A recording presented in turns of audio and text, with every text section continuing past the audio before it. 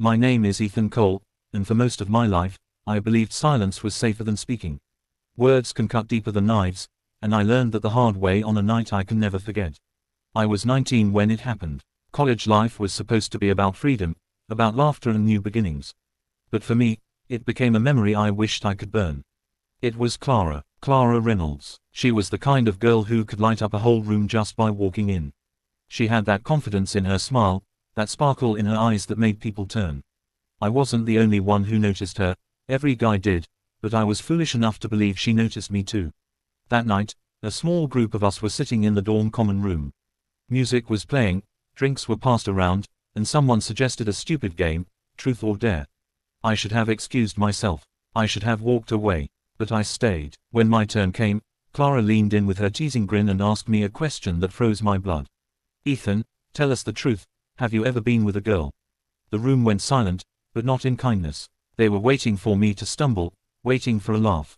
My throat tightened. I wanted to lie, to say something bold, but the words stuck. I looked at her, and she already knew the answer. She tilted her head, smirking, and then said loudly, "So, you're still a virgin? At your age?" The laughter exploded. Her friends covered their mouths, pretending to hide the giggles, but the sound stabbed me all the same. One guy even clapped and said, "Poor Ethan, still waiting for his big night." I wished the ground would open and swallow me whole. My face burned, my hands shook, and all I could do was sit there, silent, as Clara's laughter echoed louder than everyone else's. That was the night I learned how cruel people could be. And it wasn't just about being a virgin, it was about being exposed, humiliated, turned into a joke by the very girl I once thought was special. For weeks after, whispers followed me down hallways. My name was tied to that single moment of shame. People teased, joked, and smirked when they saw me. Clara never apologized. If anything, she looked at me with a mocking smile, as if I should be grateful she even noticed me. That night carved a scar deep inside me. I told myself I would never forget it, never forgive it. But life moved on. Time passed. I buried the memory, but it was never gone. Years later, I thought I had finally outgrown it. I finished school, got a steady job, built a quiet life for myself.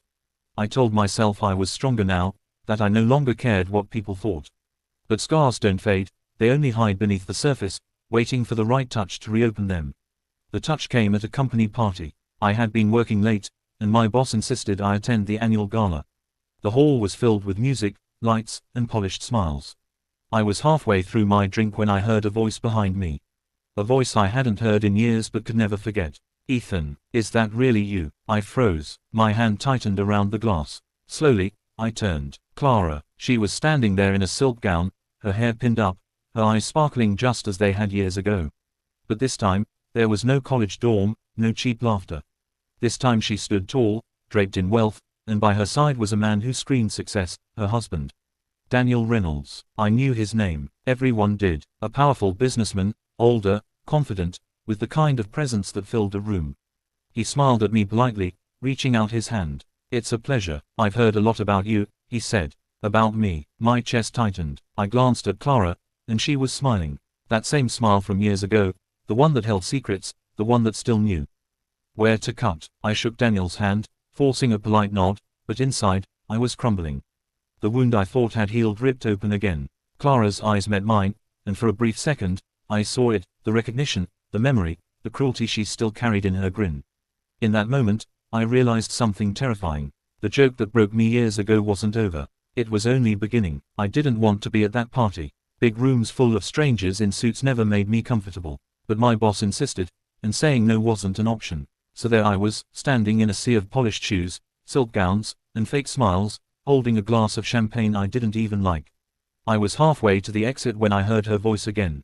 The same voice from my past. "Ethan, Ethan Cole." I froze. My chest tightened as if invisible hands had wrapped around it. Slowly, I turned, and there she was. Clara. She looked like she belonged on a magazine cover. Her gown shimmered under the chandeliers, her makeup was perfect, and her eyes had that same spark I remembered from college.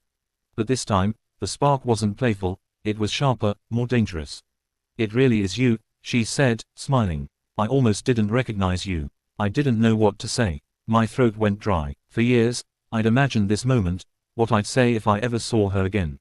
I thought I'd be strong. I thought I'd look her in the eye and show her I wasn't that weak boy anymore. But standing there, I felt 19 again. Exposed. Small. Before I could answer, a man joined her side. Tall, broad-shouldered, with the kind of confidence that comes from too much money and too much power. His hand slid around her waist, and she leaned into him like a queen showing off her crown.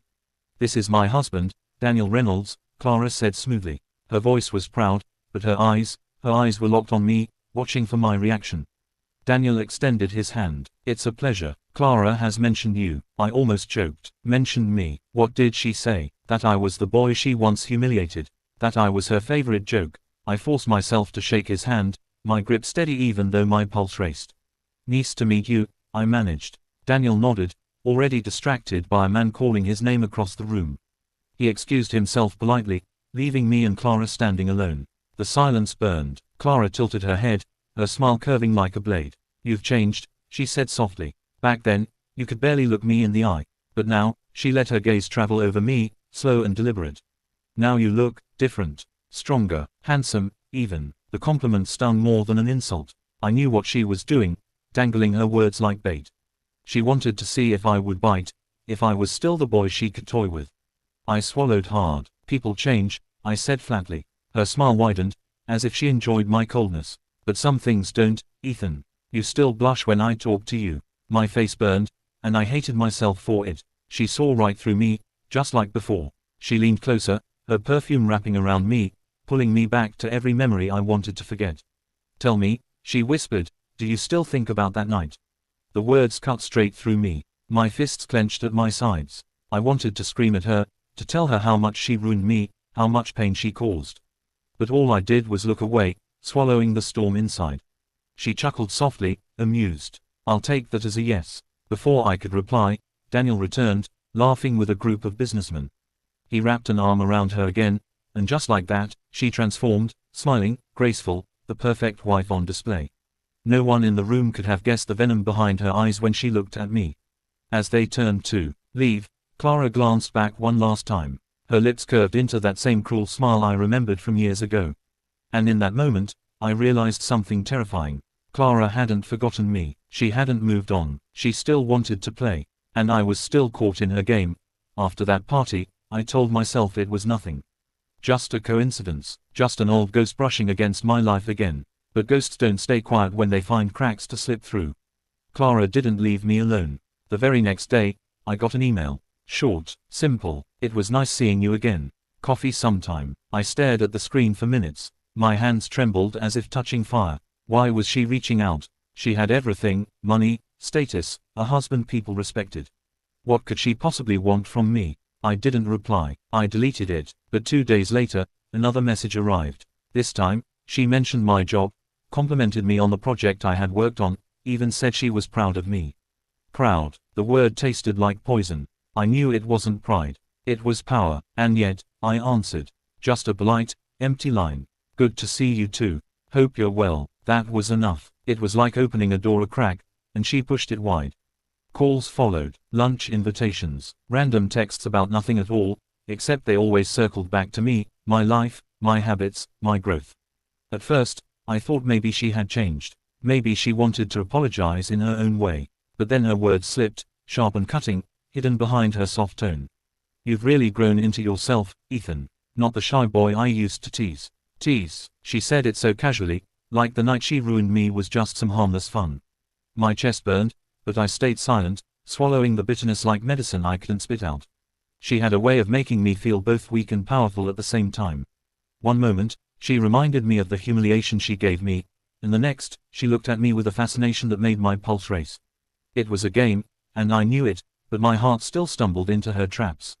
Every time I told myself I wouldn't see her again, another call came. Another smile, another reminder that she still had strings tied around me. But someone else noticed. Maya. She was my best friend, the one person who had been with me through my quiet years.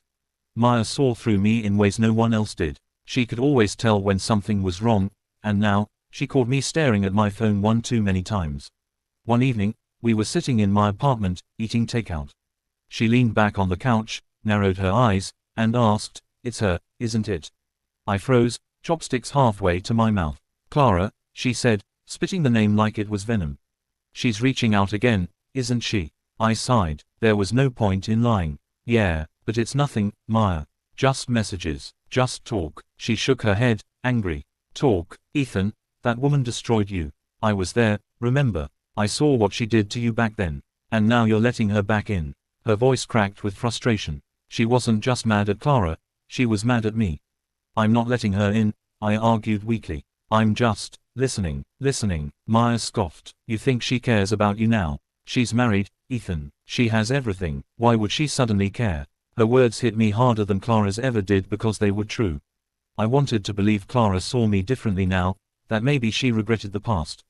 But deep down, I knew better. This wasn't about care, it was about control. Maya leaned forward, her eyes fierce. Don't let her do this to you again. She'll tear you apart all over, and this time, you won't recover.